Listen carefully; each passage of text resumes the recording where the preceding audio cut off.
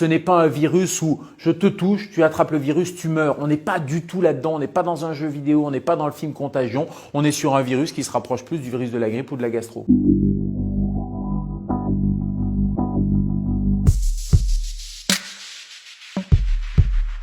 C'est un coronavirus. Corona, ça veut dire qu'il y a une couronne. Donc c'est la forme de ce virus. C'est pas un mystérieux virus chinois comme on l'entendait au début. Il n'est pas mystérieux parce qu'on a sa carte génétique. Ce n'est pas une bactérie, c'est un virus. Il mute et c'est pour ça qu'il fait peur. Et au début, les collègues chinois se sont un peu inquiétés parce qu'ils ont vu qu'il avait une forte mortalité.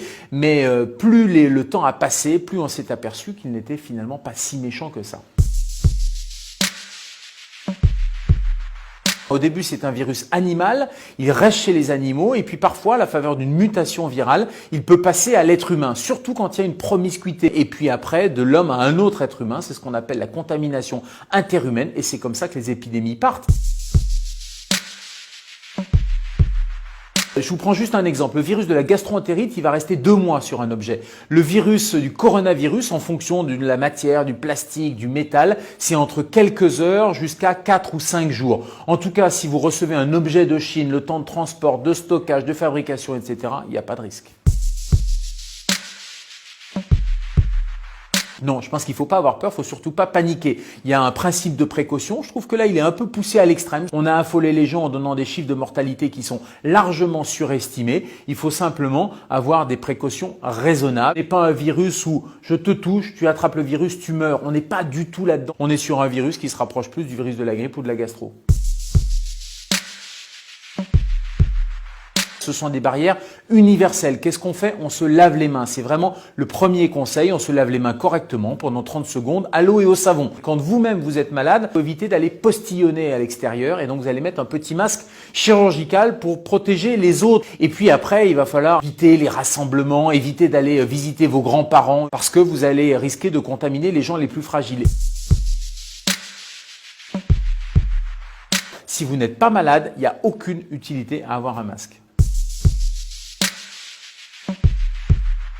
On peut décéder des complications directes du virus, ça donne des pneumonies. Comme pour la grippe, vous savez, la grippe, il y a 10 000 morts par an dans l'indifférence générale. Puis il y a des complications indirectes, on peut mourir de complications liées à l'alitement comme la phlébite embolie pulmonaire, liées à une complication nosocomiale.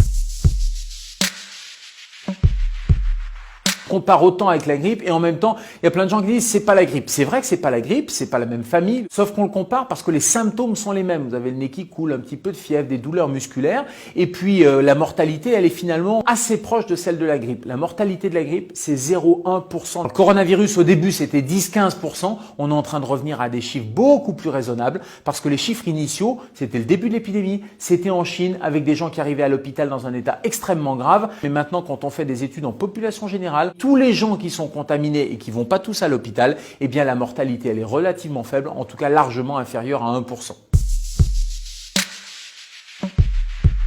Une fois qu'on a le virus, on a, comme toute maladie infectieuse, des anticorps qui vont être produits par l'organisme. Et ces anticorps-là, ils vont nous immuniser. Ça veut dire qu'ils vont, dès qu'il y a une autre contamination, ils vont tout de suite attaquer le virus. Sauf qu'on a vu des cas rares, mais des cas qui existent, de recontamination. Alors, est-ce que nos tests n'étaient pas fiables? Parce qu'on n'était pas capable de détecter de petites quantités du virus. Deuxième hypothèse, est-ce que le virus dormait dans l'organisme et puis s'est réveillé? La troisième, c'est qu'on peut très bien se recontaminer avec une souche légèrement différente. C'est ce qui arrive avec la grippe. Vous êtes vacciné contre la grippe, mais vous allez attraper une autre forme de grippe.